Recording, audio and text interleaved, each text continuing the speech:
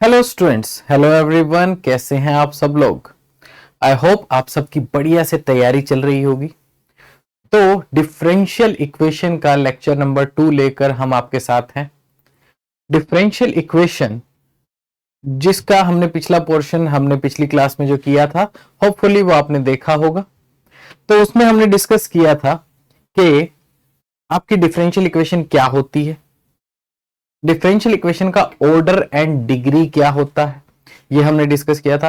Along with that फिर हम इस बात पर आए थे कि उसके भी सॉल्यूशन किस किस तरीके से किया जा सकता है। तो जो first order and first degree है उसका सॉल्यूशन करने के लिए आपको क्या चाहिए, सॉल्यूशन है, बस ये आपको बोलना है। फर्स्ट आपका सेपरेशन ऑफ वेरिएबल्स के थ्रू आप उसमें सॉल्यूशन कर सकते हो, उसका हमने क्वेश्चन करके देखा था। उसके अलावा जो बाकी टेक्निक्स रह गई थी उसको हम आज डिस्कस करने वाले हैं। बाकी टेक्निक्स में आपके पास एक ये टेक्निक आती है जो लीनियर है, और उसके साथ में आपके पास होमोजीनियस डिफरेंशियल इक्वेशन काइंड। तो ये दोनों हम डिस्कस करने वाले हैं। सो गाइस, टेलीग्राम चैनल आप ज्वाइन कर सकते हैं, और बस आपको बाकी चीजें हम एक्सप्लेन ऑलरेडी कर ही चुके हैं कि इस पे क्या होता है, आपको सारी नोटिफिकेशन मिल जाती है। एंड इसके साथ एक डिस्कशन ग्रुप भी है जिससे आप ज्वाइन करके आप डिस्कशन आपका जो भी क्वेरी हो एमपी एंड क्वांटम को लेकर, ठीक है, तो मॉडर्न फिजिक्स और मैथमेटिकल फिजिक्स से रिलेटेड, तो वो आप उसके अंदर पूछ सकते हैं। स्टूडेंट्स म्यूचुअली हेल्प करके एक दूसरे की उसको सॉर्ट आउट करने का प्रयास करते हैं। तो ये हमने कल पढ़ा था, आज हम लीनियर डिफरेंशियल इक्वेशन और होमोजीनियस ये हम दोनों देखेंगे, डिस्कस करेंगे। तो उससे पहले हम एक काम करते हैं, एक हम क्वेश्चन करके देख लेते हैं। So let's start with a question, ठीक है। तो वो क्वेश्चन क्या है हमारे पास, हमारे पास एक क्वेश्चन है जो जैम 2014 में आया हुआ है। जैम 2014 में ये क्वेश्चन आपका आया हुआ है। क्या कहता है ये question? This question is D Z. अब ये जो जेड है ये क्या है, is a function of x and Y plus x Z, again function of x and Y plus y Z function of x and Y, ठीक है। और इसके साथ यस इसके साथ लिखा है डी एक्स और प्लस वाई जेड, और इसके साथ लिखा है d y is equal to 0। तो ये गाइज आपके पास क्वेश्चन है, इसका सॉल्यूशन पूछा गया है कि इसमें बताइए आपका z क्या है, ठीक है, सॉल्यूशन के तौर पे। नाउ अगर इस चीज को हम ध्यान से देखें तो वैसे तो इसको सॉल्व करने के दो मेथड हैं, बट हम एक ही मेथड को अप्रोच करेंगे इस लेक्चर में। तो अगर इसको ध्यान से देखें तो हमें क्या पता चल रहा है कि देखो जो भी है d z by d x इसमें हो सकता है या d z by d y इसमें हो सकता है, जो भी होगा फर्स्ट ऑर्डर फर्स्ट डिग्री की फॉर्म में आपको नजर आएगा। तो वैसे तो इसमें डबल है तो इसमें थोड़ा सा पार्शियल का रोल आता है, पर उसके बगैर भी हम इसको कर सकते हैं, तो हम उसी को ही देखेंगे। नाउ ये जो है आपके पास डी जेड और ये सारी जो टर्म्स हैं, अब आप इसमें देख सकते हो कि वो सारी आपस में जेड और वाई, जेड और एक्स ये प्रोडक्ट में है, तो इनको किसी भी टाइम अलग किया जा सकता है, सेपरेट किया जा सकता है। तो अगर इनको मैं सेपरेट करूं तो मैं किस तरीके से लिख सकता हूं, तो I can look at it like this, okay, D Z जो कि एक्स वाई का फंक्शन है, तो बारी बारी मैं इसको जेड एक्स वाई का फंक्शन के तौर पे नहीं लिखूंगा, बाकी आप समझ जाइए कि जहां भी मैं जेड लिख रहा हूं तो इन दोनों को मैं दूसरी तरफ ले जाता हूं, माइनस ये आपके पास हो जाएगा एक्स जेड डी एक्स, और ये हो जाएगा minus y z d y, ये आपके पास हो जाएगा। नेक्स्ट आपके पास अब ये z जो है ये दोनों में से कॉमन आ सकता है, और इसको आप dz की तरफ लेके जा सकते हो। तो क्या बनेगा, तो बनेगा d z by z is equal to minus x d x minus y d y, ये आपके पास बनेगा। सो बस हो गया काम, z की टर्म z के साथ, x की टर्म x के साथ, y की टर्म y के साथ। तो अब हम क्या कर सकते हैं, अब हम इसको इंटीग्रेट कर सकते हैं। So let's do integration. ठीक है, तो ये आपके पास क्या हो जाएगा, ये हो जाएगा l n z is equal to, ये क्या हो जाएगा, इसको इंटीग्रेशन को हम अगर स्प्लिट कर दें तो इसका अलग और इसका अलग। ठीक है, तो ये हो जाएगा, ये हो जाएगा माइनस एक्स स्क्वायर बाय 2 और माइनस वाई स्क्वायर बाय 2, ये दोनों का इंटीग्रेशन हो जाएगा प्लस अ कांस्टेंट, कोई भी सी कांस्टेंट, ये आ गया आपके पास। नाउ हम क्या कर सकते हैं, हम इसको थोड़ा सा और सिंप्लीफाई करने के लिए, क्योंकि जो ऑप्शंस आपके पास आंसर में दिए हुए हैं भाई यहां तक हो गया आंसर, बट जैसे आपको ऑप्शन दिए गए हैं आप इसको उस तरीके से ढालते हो और फिर उसको उस रूप में लेके आते हो। तो z is equal to e raise to the power minus x square by 2 और ये हो गया माइनस वाई स्क्वायर बाय 2, ये आपके पास आ गया। एंड इसको मैं थोड़ा सा, क्योंकि मैं साथ भी लिख सकता हूं पर इसको मैं अलग लिख देता हूं भैया, ई रेज पावर सी, क्योंकि वो पावर एक्सपोनेंशियल में तो प्लस ही हो जाएगा, लेकिन जब मैं उसको अलग से लिखूंगा एक्सपोनेंशियल को तो ये फिर प्रोडक्ट में आ जाता है। तो basic laws of, basic rules of mathematics, not laws, हाँ जी। तो ये क्या है, ई रेज पर सी, इसको मैं अनदर कांस्टेंट कह देता हूं भाई, जाओ आज से तुम्हारा नाम है के, another constant k, e raise to the power minus 1/2, minus 1/2 बाहर तो ये आएगा x square plus y square, so this is z, and ये आपके पास जो टर्म है ये आपके पास आंसर आ गया। तो x square y square minus 1/2 और ये आपके पास टोटल आंसर आ जाता है। सो गाइस, होपफुली सिंपल सा, बहुत ही सिंपल सा क्वेश्चन था और ये आपको इजीली समझ आया होगा। तो अब हम आगे बढ़ते हैं इससे, तो सेपरेशन ऑफ वेरिएबल से रिलेटेड था, अब हम डिस्कस करेंगे लीनियर डिफरेंशियल इक्वेशन के बारे में। तो जब हमारे पास लीनियर डिफरेंशियल इक्वेशन होती है, अब लीनियर में आपके पास आप पैटर्न क्या देखने को मिलता है, शक्ल कैसी होती है उसकी, तो उसकी शक्ल ऐसी होती है कि आपके पास एक टर्म होगी भैया d y by d x, तो वही बात है, एक्स जो है वो आपके पास इंडिपेंडेंट वेरिएबल है, वाई उस पर डिपेंडेंट वेरिएबल है, आप थोड़ा एक्स में चेंज करो तो वाई में क्या चेंज होगा, बस ये आप स्टडी कर रहे हो। प्लस इसके साथ क्या रहेगा कि एक रहेगा भी कोई फंक्शन ऑफ एक्स हो सकता है, ये पी एक्स जो है ये है function of x into y is equal to, अब ये इसमें खास बात क्या है कि यहां कोई भी ऐसी term y square y cube नहीं मिलेगी, तो आपके पास सिर्फ इसके अलावा एक वाई की टर्म होगी बस, और उसके साथ क्यू एक्स, यहां पर एक x का फंक्शन हो सकता है, यहां का पर एक x का फंक्शन हो सकता है, कोई भी x का फंक्शन हो सकता है या कांस्टेंट वैल्यूज हो सकती हैं। तो उन सब केसेस में आपके पास क्या रहेगा कि ये जो है इसको लीनियर डिफरेंशियल इक्वेशन कहते हैं। तो थोड़ा सा तो आपको आइडिया तभी लग जाता है कि कोई इक्वेशन लीनियर है कि नहीं है कि इसके अलावा y की पावर ना 1 नजर आनी चाहिए आपको, ठीक है, तब पता चल जाएगा, थोड़ा सा आइडिया हो सकता है कि वो लीनियर है कि नहीं। अब उसके अलावा ऐसा भी हो सकता है, मान लो x प्लस वाई ऐसा कुछ लिखा है, तो x प्लस वाई है तो हो सकता है वो x उधर दूसरी तरफ माइनस में चला जाए तो लीनियर में कन्वर्ट हो जाए, बट अगर फिर भी उसके बाद भी कुछ प्रोडक्ट में है तो ऐसा हो सकता है कि ना हो लीनियर, ठीक है, बट अगर y की पावर 1 है तो पॉसिबिलिटी ये रहती है कि वो आपका लीनियर होगा। तो जैसे सेपरेशन ऑफ वेरिएबल में मैंने आपको तरीका बताया था कि एक पोर्शन ऑफ x और पोर्शन ऑफ y दोनों प्रोडक्ट में हो तब वो चीज चल सकती है, तब उस चीज को आप कंसीडर कर सकते हो कि अच्छा इसको सॉल्व कर सकते हो सेपरेबल, सेपरेट करके।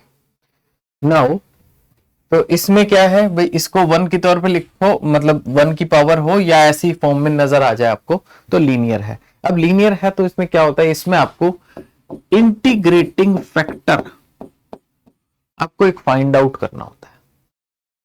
तो क्या है ये इंटीग्रेटिंग फैक्टर? इंटीग्रेटिंग फैक्टर है आपके पास भी ई रेज टू द पावर, ये जो पी एक्स है इसका इंटीग्रेशन डी एक्स। तो इस चीज को हम बोलते हैं इंटीग्रेटिंग फैक्टर। क्या फायदा क्या है इससे? तो इंटीग्रेटिंग फैक्टर क्या होता है? इंटीग्रेटिंग फैक्टर बेसिकली ऐसा होता है, देखो कोई इक्वेशन है, उससे डिफरेंशियल इक्वेशन कैसे बनेगी? आप उस इक्वेशन का डिफरेंशिएशन करोगे तो वो डिफरेंशियल इक्वेशन बन जाएगी, सिंपल।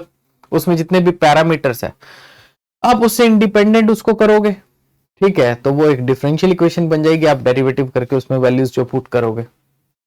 तो कई बार क्या होता है कि जो डिफरेंशियल इक्वेशन आपकी बनती है उसमें क्या है कि कुछ ना कॉमन पोर्शन आ जाता है कि ये इस और इसमें कॉमन ले सकते हैं और ये इसमें भी है, तो ये कैंसिल हो रहा है। कोई चीज मान लो कैंसिल होगी, अब अगर वो कैंसिल ना करते तब तो वो आपको फॉर्मूला साफ नजर आ रहा होता, लेकिन क्योंकि वो आपने कैंसिल कर दिया है, अब वो सॉल्यूशन उसका सीधा नजर नहीं आ रहा। तो ये इंटीग्रेटिंग फैक्टर वही टर्म होती है। तो ये एक ऐसी टर्म है जो हो सकता है इनके साथ ही ऐसे ऐसे कैंसिल हो गई डिफरेंशियल इक्वेशन में, तो अगर मैं इसे बोथ साइड्स मल्टीप्लाई कर दूं तो मेरा सॉल्यूशन आ जाएगा। तो अगर मैं इस टर्म को बोथ साइड्स मल्टीप्लाई कर दूं, इधर भी और इधर भी, तो आपका आंसर जो है वो आ जाता है।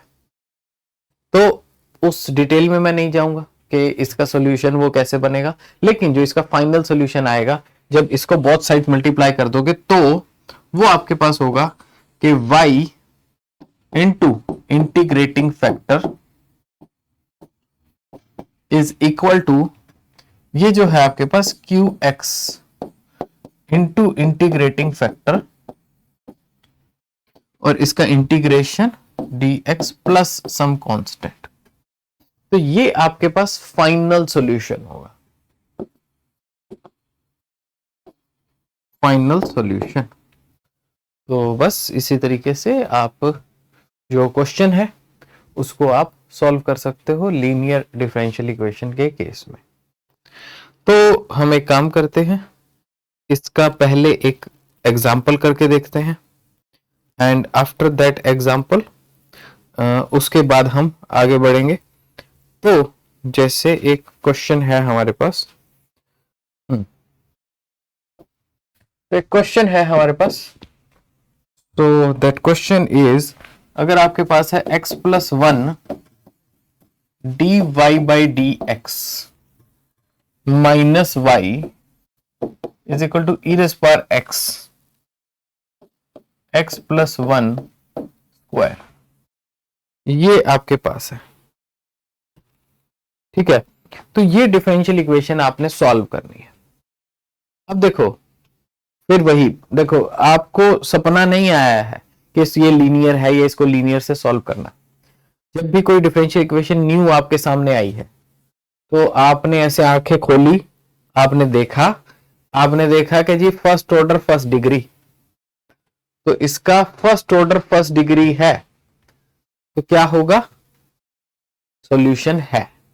सॉल्यूशन है में सबसे पहले आप सोचते हो सेपरेबल, तो सेपरेबल अगर इस y को मैं इधर ले जाऊं, इस x से डिवाइड कर दूं, तो मेरे पास ये जो y और x की टर्म्स हैं ये प्लस में है, प्रोडक्ट में नहीं है, तो ये सेपरेबल से नहीं हो पाएगा। तो आपको पता चल गया। दूसरी चीज फिर आपको ये पता चली कि देखो y की पावर 1 है, तो देयर इज पॉसिबिलिटी कि ये लीनियर में लिखा जा सकता है। तो आपने क्या किया, फिर इससे डिवाइड कर दिया, तो क्या बन गया? dy by d x minus 1 by x plus 1 into y is equal to e raise power x और x प्लस 1। ये आपके पास बन गया। तो व्हाट इज दिस? ठीक है, ये आपके पास ऑब्वियसली ये वही लीनियर फॉर्म आ गई। तो अगर कुछ इसको इधर उधर मिक्स भी कर रखा होता तो आपने थोड़ा सा आइडेंटिफाई कर देना कि जी y की पावर 1 है, तो ये हो सकती है आपकी लीनियर हो। ठीक है, तो फिर आपने देखा भी लीनियर है बस। तो आपको लेकिन एक प्रोसीजर के साथ चलना है। यू डोंट नो कि अगर ये कुछ खिचड़ी बनी हुई है तो आपको क्या पता कि ये क्या हो सकता है। तो एक आप ट्राई करोगे, फिर अगला ट्राई करोगे, फिर अगला ट्राई करोगे, तो उसमें कहीं ना कहीं तो वो फंस जाएगा। तो इस तरीके से आप सॉल्यूशन करते हो। चलिए, अब इसमें हमारे पास आ गया G P x is this, ये है पी एक्स, और Q x is this. Now P x और क्यू एक्स हमारे पास है, तो हमें निकालना है इंटीग्रेटिंग फैक्टर। तो ये इंटीग्रेटिंग फैक्टर क्या होता है? इंटीग्रेटिंग फैक्टर आपका होगा e raise to the power integration of -1/x+1 dx। ये होगा, इसको अगर मैं सॉल्व करूंगा तो ये क्या हो जाएगा, ये हो जाएगा आपके पास e raise to the power minus बाहर, नीचे फंक्शन ऊपर डेरिवेटिव, तो ये हो जाएगा नेचुरल लॉगरिथम ऑफ x+1। ये आपके पास आ जाएगा। अब हम क्या कर सकते हैं कि ये जो माइनस है मल्टीप्लाई में, इसको हम पावर में लेके जा सकते हैं, और फिर हम लॉग और एक्सपोनेंशियल को हम कैंसिल कर सकते हैं। तो फिर ये क्या आएगा आपके पास, ये आपके पास आ जाएगा x+1 की power -1 which is equal to 1/x+1। ये आपके पास इंटीग्रेटिंग फैक्टर है। तो ये एक ऐसा फैक्टर है 1/x+1, तो ये अगर मैं दोनों तरफ मल्टीप्लाई कर दूं तो मेरे पास ऐसी इक्वेशन बन जाएगी जो सॉल्वेबल होगी। लेकिन हमें शॉर्टकट पता है, फाइनल आंसर पता है क्या आएगा, तो हम बस उसे फाइनल आंसर के तौर पे अगर मैं देखूं तो ये क्या बन जाएगा भी, y into integrating factor is equal to integration of x+1 into integrating factor like this, और प्लस इसको एक कांस्टेंट दे देते हैं, दैट्स इट। तो ये हमारे पास सॉल्यूशन हो गया, y इंटू 1/x+1 इज इक्वल टू, तो ये e रेज़ पावर x का integration e raise power x plus this constant c। और बस अगर आप इसको दूसरी तरफ मल्टीप्लाई करना चाहें, डिपेंडिंग अपॉन पेपर में आपका सॉल्यूशन कैसे दिया हुआ है, ऐसे दिया हुआ है, ऐसे दिया हुआ है, वो आप कर सकते हैं e raise power x plus constant के साथ x+1। तो ये आपका फाइनल आंसर हो जाता है। फाइन। तो this is just the way जिस तरीके से आप इस क्वेश्चन को सॉल्व कर सकते हो। तो लीनियर काफी इजी है, 11th-12th में भी आपने शायद ये मेथड किए हुए हैं, और अगर अच्छे से नहीं किए तो अब अच्छे से कर लो, क्योंकि अब तो आने ही चाहिए आपको। अलॉन्ग विद दैट, आपने जो मेथडोलॉजी नहीं की हुई वो मैंने एक मेथडोलॉजी आपको बताई है सॉल्यूशन है के फॉर्म में, और उसको अगर आप अप्लाई करोगे तो बस आपको एक प्रोटोकॉल पता है कि अप्रोच कैसे करना है किसी भी नई नवेली डिफरेंशियल इक्वेशन को समझना हो और उसको फिर सॉल्यूशन तक लेके जाना हो। फॉर दैट नाउ अब हम आगे बढ़ते हैं और एक प्रीवियस ईयर क्वेश्चन करते हैं जो जैम के एग्जाम में आपका आया हुआ है। ठीक है, एक प्रीवियस ईयर क्वेश्चन जो जैम के एग्जाम में आया हुआ है। ठीक है, तो ये आपका क्वेश्चन जो है, दिस इज जैम 2018 के एग्जाम में आया हुआ है, और इसमें है आपके पास df/dx plus 2f is equal to 3, ये आपके पास है। और इसके साथ बाउंड्री कंडीशन भी दी हुई है कि ओके f0 पे आपके पास 0 है। ठीक है, 0 पे फंक्शन आपका 0 है। एंड अब इसमें क्या दिया हुआ है, इसमें ना आपके पास जो 4 ऑप्शन है वो मैं बना देता हूं। तो इसमें क्या है, ग्राफ्स बना रखे हैं।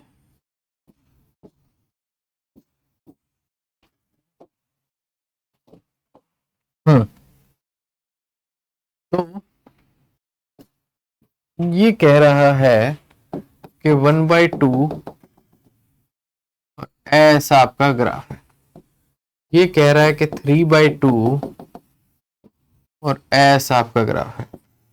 ये कह रहा है 1/2 और ऐसा आपका ग्राफ है। और ये कह रहा है कि 3/2 और ऐसा आपका ग्राफ है। मतलब ये इन्फिनिटी तक 3/2 अप्रोच करेगा। Just wait for a second, थोड़ा सा मैं पानी पी लूं। तो ये बेसिकली आपका क्वेश्चन है। तब तक आप ट्राई कर सकते हैं डिफरेंशियल इक्वेशन इसका सॉल्व करने का।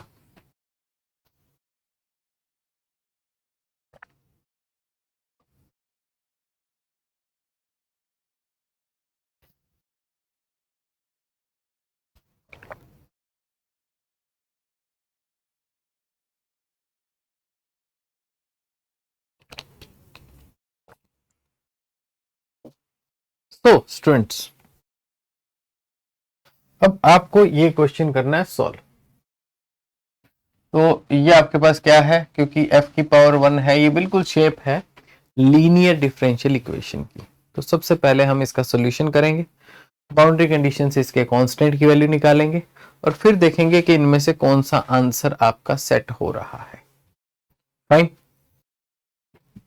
तो चलिए देखते हैं। अब इसमें आपके पास इंटीग्रेटिंग फैक्टर आपको फाइंड आउट करना है। तो e raise to the power integration of 2dx, ठीक है। तो e रेज पर इंटीग्रेशन ऑफ 2dx, तो e raise to the power 2x, ये आपके पास आ जाता है इंटीग्रेटिंग फैक्टर। ये 2 है और ये dx इसके साथ, तो e raise to the power 2x ये आ जाता है। नाउ इंटीग्रेटिंग फैक्टर के बाद आप क्या करते हो, इसका जो सोल्यूशन होगा आपके पास y e raise to the power 2x plus sorry equal to 3, और अब ये आ जाएगा with integration of 3 e raise power 2x dx plus a constant c। ये आपके पास आ गया। अब इसे आप सॉल्व करोगे, y e raise power 2x is equal to, ये आ जाएगा 3 e रेज पावर 2x का integration e raise power 2x by 2 और प्लस दिस कांस्टेंट c। अब इससे हम दूसरी तरफ डिवाइड कर देंगे तो आपके पास आ जाएगा y 3/2 plus c e raise power minus 2x। ठीक है, ये आपके पास आ गया। तो ये क्या है, ये आपके पास एक सॉल्यूशन है। ये आपके पास एक सॉल्यूशन है, लेकिन अभी इसमें c कांस्टेंट की वैल्यू आपको फाइंड आउट करनी है। तो क्या है इस कांस्टेंट c की वैल्यू, लेट्स लुक एट। तो जब आपके पास ये x की वैल्यू 0 है तो फंक्शन की वैल्यू भी, जो y हमने लिखा है, y नहीं लिखना चाहिए, फंक्शन लिखना चाहिए। ठीक है, तो हम इसको f लिख देते हैं, हम इसको f लिख देते हैं। वो आदत पड़ जाती है ना, तो y ही लिख देते हैं, ठीक है, तो जबकि इसमें f है। चलिए, तो ये क्या है कि अगर मैं x की वैल्यू 0 पुट करूं तो f 0 होगा। x की वैल्यू 0 पुट करूं तो f 0 के इक्वल होगा। तो ये क्या आ जाएगा, 0 इक्वल टू 3/2 प्लस c। तो इससे आपको पता चला c की वैल्यू -3/2 है। तो अगर ऐसा है तो आपके पास क्या हो जाएगा कि ये सॉल्यूशन आपके पास बन जाएगा y f equal to 3/2, c की वैल्यू आपने पुट किया -3/2 e रेज पर -2x, लाइक दिस। 3/2 अगर आप इसमें से कॉमन ले लो तो 1 माइनस e रेज पर -2x, ये आपके पास हो जाएगा। नाउ ये आपके पास है f equal to 3/2 1 minus e raise पर -2x। नाउ ये जो आपके पास फंक्शन है, इस फंक्शन का अब प्लॉट क्या बनेगा ये आपने देखना है।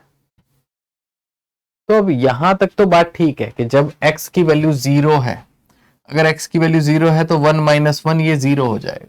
ये बात तो ठीक है, और ये सब में यहां सब में कॉमन पॉइंट आ रहा है। लेकिन जब x की वैल्यू इंफिनिटी है तो आपके पास क्या होगा? तो x की वैल्यू इंफिनिटी पे अगर आप देखोगे तो ये क्या है कि जब x की वैल्यू इंफिनिटी पुट करेंगे ये हो जाएगा 0, तो फंक्शन 3/2 के बराबर आना चाहिए। तो आपको इससे पता चल गया कि ये वैल्यू है 1/2 के ये फंक्शन इंफिनिटी पे 1/2 के बराबर पहुंचेगा। ये ऑप्शन आपका नहीं हो सकता और ये ऑप्शन भी आपका नहीं हो सकता। 3/2 जो इंफिनिटी पे 3/2 और इंफिनिटी पे 3/2, ये दोनों ऑप्शन फिर भी अभी स्कोप है कि हो सकते हैं, ठीक, बाकी जो है वो नहीं हो सकते। तो ऐसे केस में फिर आपको क्या करना पड़ेगा? तो ऐसे केस में भी अब आपको देखना है कि इन दोनों में से क्या ये इक्वेशन किसको मैच कर रही है। तो अगर आपको याद हो कैपेसिटर चार्जिंग एंड डिस्चार्जिंग की इक्वेशन, तो उसके अंदर क्या होता है? तो वो बिल्कुल ऐसा ही होता है कि पोटेंशियल क्या है, V naught 1 minus e raise to the power, और ये आपके पास T बाय आर सी, तो ये कैपेसिटर की जो आपके पास चार्जिंग की इक्वेशन होती है वो होती है T इक्वल टू 0 पे आपके पास वोल्टेज 0 है, ठीक है, T इक्वल टू 0 पे आपके पास वोल्टेज 0 है, और ये V नॉट जो मैक्सिमम वोल्टेज है ये कब पहुंचते हो आप? ये आप पहुंचते हो इस तरीके से इन्फिनिटी पे जाते हुए। तो देखो ये इक्वेशन और ये इक्वेशन बिल्कुल एक तरह की हैं। इसमें वेरिएबल क्या होता है? T time. अब ये टी टाइम 1/RC को आप क्या लिखते हो? टाइम कांस्टेंट के तौर पे लिख सकते हो। देखो अगर कोई मैथ के स्टूडेंट होते तो मैं एक और तरीका है जिससे फाइंड आउट करने का है मैं वो बताता, लेकिन आप फिजिक्स के स्टूडेंट हो तो ये टो क्या है? ये 1/RC। तो ये कोई नंबर हो गया यहाँ पे भाई, जो भी कंडीशन होगी उसके हिसाब से जो भी आर और सी की वैल्यू निकाली लगाई होगी। तो ये और ये इक्वेशन एग्जैक्टली सेम है, तो इनका प्लॉट भी सेम होगा, ठीक। तो दैट्स व्हाई ये आपके पास आंसर है, ये आपके पास आंसर नहीं है। इस तरीके से आप इसको समझ सकते हो अगर आपको कैपेसिटर की इक्वेशन याद है तो। लेकिन अगर आप ओनली मैथ पढ़ते हो, आप फिजिक्स नहीं जानते हो इस चीज की, तब आपके लिए क्या, तब आप कैसे फाइंड आउट करोगे? So there should be at least some mathematical way. तो वो मैथमेटिकल वे ये है कि देखो इस कर्व में और इस कर्व में फर्क क्या है? इस कर्व में और इस कर्व में फर्क ये है कि ये तो चल रहा है फ्लैट, लेकिन ये क्या है? ये ऐसे जाके ऐसे जा रहा है। तो इसमें आपका कनकेव डाउन है, इसमें आपका कनकेव अप है। तो जैसे जो कनकेव डाउन होता है वहां क्या रहता है? आपका जो सेकंड डेरिवेटिव है वो पॉजिटिव रहता है। कनकेव अप है वहां क्या रहता है? वहां आपका सेकंड डेरिवेटिव नेगेटिव रहता है। तो अगर ऐसा है भी ठीक है, ये कनकेव डाउन है और यहां कनकेव अप कहीं पे आएगा, तो कनकेव डाउन और अप के बीच में कहीं ना कहीं एक ट्रांजिशन का पॉइंट आना चाहिए, ठीक है। थोड़ा सा ज्यादा ग्राफ हो गया, पर भैया ये तो अब क्वेश्चन आया है तो ऐसा समझना ही पड़ेगा। तो बीच में कोई ना कोई एक पॉइंट ऐसा होना चाहिए जिसको पॉइंट ऑफ इन्फ्लेक्शन कहा जाता है। पॉइंट ऑफ इन्फ्लेक्शन, तो पॉइंट ऑफ इन्फ्लेक्शन पे क्या होता है आपका? ये एक ऐसा पॉइंट होना चाहिए जहां पर आपका सेकंड डेरिवेटिव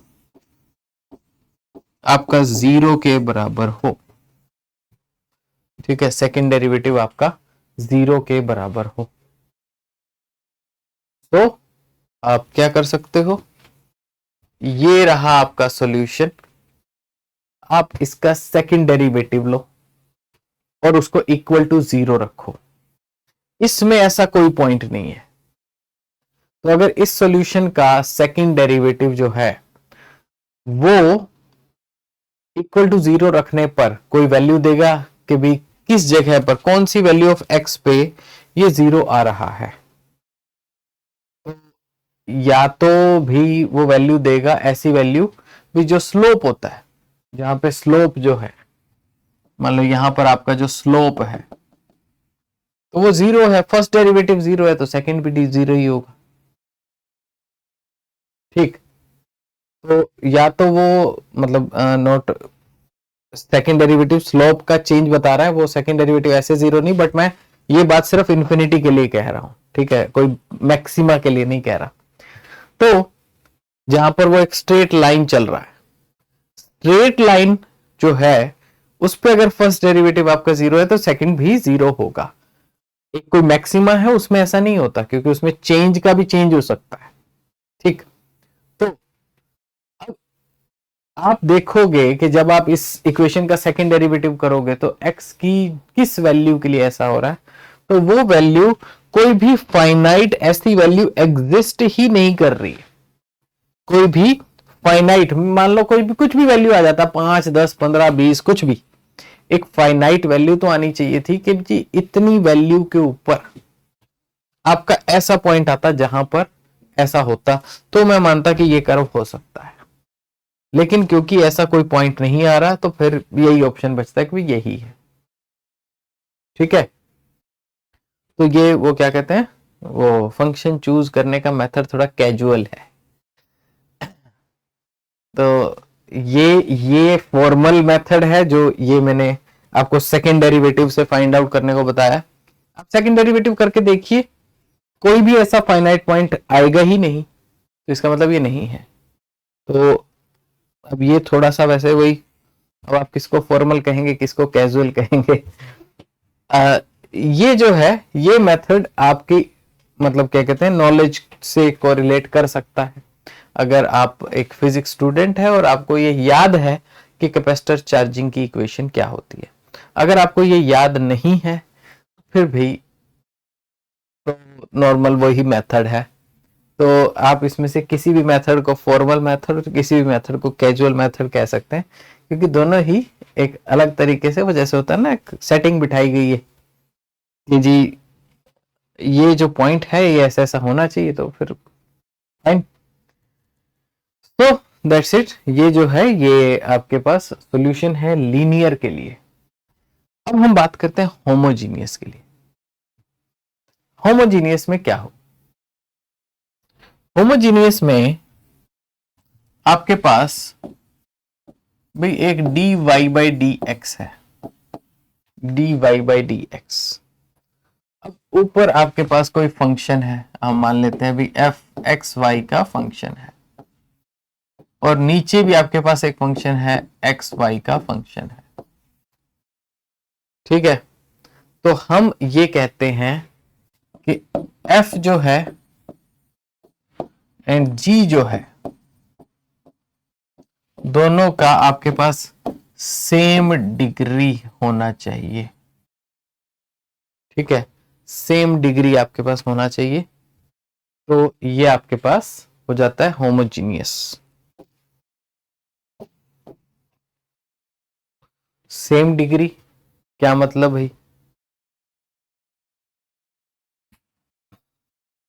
सेम डिग्री का मतलब ये है कि जैसे मान लो ये है एफ एक्स वाई, तो अगर मैं मान लीजिए ऐसा कहूं कि okay x square y plus x cube plus x y square, तो अगर आप इसको देख रहे हो तो ये क्या है 2 + 1 3 3 1 + 2 3, तो टोटल पावर जो आपके पास वेरिएबल्स हैं उनकी क्या बन रही है आपके पास, वो 3 ही बन रही है। तो इसका मतलब टोटल जो डिग्री है थ्रू आउट द एक्सप्रेशन वो सेम है, तो इस चीज को हम होमोजीनियस कहते हैं। तो इसमें ये और ये दोनों आपके होमोजीनियस होने चाहिए एंड ऑफ सेम डिग्री। तो उससे क्या होगा, उससे फिर आप क्या कर सकते हो भी देखो, वाई एक्स ऊपर भी है, मान लो टोटल पावर 3 में है, नीचे भी है टोटल पावर 3 में है, तो हम क्या कर सकते हैं इसको कुछ ऐसा करें कि जिससे उसमें y खत्म हो जाए, सारा y x में कन्वर्ट हो जाए, तो हम क्या करते हैं कि y को एक नया वेरिएबल बना देते हैं v। तो v एक ऐसा वेरिएबल है जो कि y को x के बराबर कर देता है। ठीक है, मतलब y equal to v x. अब ये y और x तो हर जगह बराबर नहीं होंगे, तो v एक ऐसा नया वेरिएबल हमने क्रिएट कर दिया जिसके बाद ये y equal to v x, ये ऐसा है। सो अब इसमें फायदा क्या होगा? फायदा ये होगा जहां y है वहां पे भी x हो गया, थ्रू आउट पावर उसकी सेम है, तो ऊपर और नीचे दोनों में से जो भी मान लो 3 है ऊपर और नीचे, x क्यूब कॉमन आके कैंसिल हो जाएगा, सिर्फ v का एक्सप्रेशन बच जाएगा। तो ये हमने नया गेम खेल दिया। तो y जो है वो ये होगा, और अगर dy बाई डी एक्स आपके पास कहीं है तो वो आपके पास क्या होगा? v as it is x का derivative 1 plus x as it is v का डेरिवेटिव। तो ये आपके पास एक्सप्रेशन, मतलब dy बाई डी एक्स की जगह आप ये पुट करोगे, और जो बाकी एक्सप्रेशन है उसकी जगह आप ये पुट करोगे, और फाइनली जब आंसर आ जाएगा तो उसमें v की जगह आप, ठीक है, तो फाइनल जो आंसर होगा उसमें आप सब्सटीट्यूट कर दोगे कि v equal to y by x है, तो y और x में फिर से आपका आंसर आ जाएगा। ठीक है, तो फाइनल आंसर में v equal to y by x ये होगा।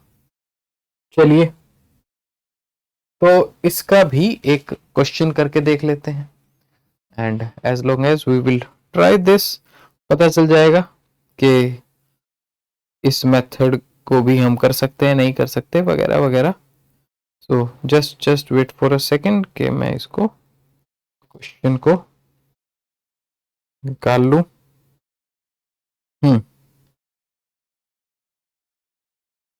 यस, तो ये हमारे पास क्वेश्चन है। Question is like this: 2xy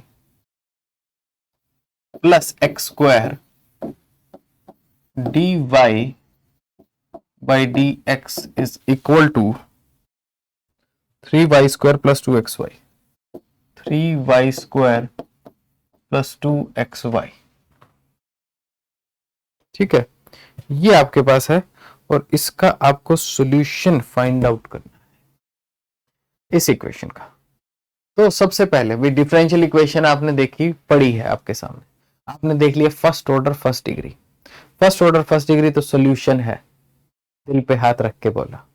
तो सेपरेशन, सबसे पहले क्या ये सेपरेबल है? सेपरेट किया जा सकता है। देखो, अगर इसमें से मैं y कॉमन भी ले लूं तो भी ये y और x फिर भी प्लस में पड़ा रहेगा, और यहां पर मैं अगर x कॉमन भी ले लूं फिर भी y और x प्लस में पड़ा रहेगा। एंड कोई भी ऐसा तरीका नहीं है जिससे ये कैंसिल भी हो रहा हो, नहीं, तो सेपरेबल तो नहीं है।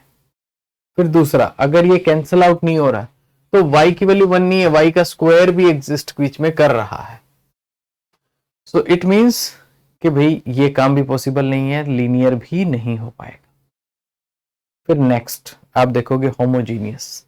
होमोजीनियस में इसकी पावर 1 और 1 2 2, इसकी पावर 2 और 2, बस बढ़िया। तो होमोजीनियस आपकी कहानी सेट होगी। अब आप क्या करोगे?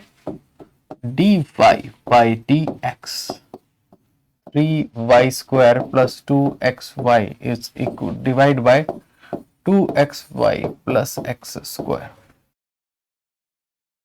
ये आपके पास होगा। नाउ इस केस में अब आप क्या करोगे? वही चीज, y is equal to v x आप पुट कर सकते हो, और dy बाई डी एक्स को v plus x d v by d x ये आप पुट कर सकते हो। तो इसको पुट करेंगे तो क्या हो जाएगा? v plus x d v by d x is equal to, और यह आ जाएगा 3, y को आपने पुट किया है v x square plus 2x, y को आपने पुट किया है v x divide by 2x, y को आपने पुट किया है v x plus x square. ठीक है, ये आपके पास है। Now the next thing is कि अब आपके पास भी एक्स स्क्वायर आपने कॉमन ले लिया ऊपर और नीचे और उसको कैंसिल आउट कर दिया, क्या बन गया 3v² प्लस 2v, ठीक है, डिवाइड बाय 2v प्लस 1, ये आपके पास बन गया। और इधर है v plus x dv by d x, like this.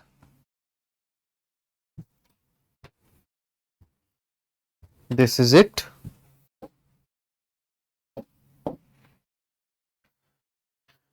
अब इस v को दूसरी तरफ माइनस में ले आओ और आपके पास बन जाएगा।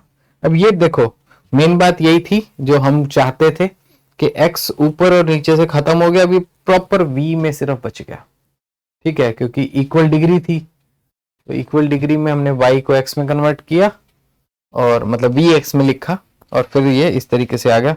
अब v को दूसरी तरफ ले जाओ तो ये आ जाएगा x dv by d x is equal to, ये आपके पास बच गया 3v² plus 2v divide by 2v plus 1 minus v, ठीक है, ये आपके पास होगा।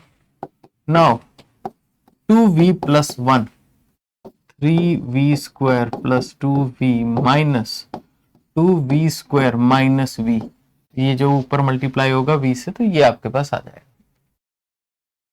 ये सॉल्व होके क्या बचा, ये आपका बस बचा v² minus plus v divide by 2v plus 1, और ये है x dv by d x. बहुत ही अच्छा काम हुआ।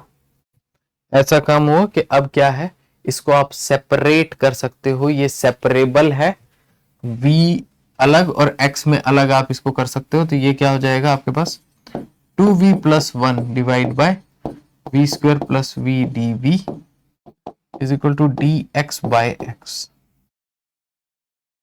ठीक है। तो ये आपके पास सिचुएशन है ना।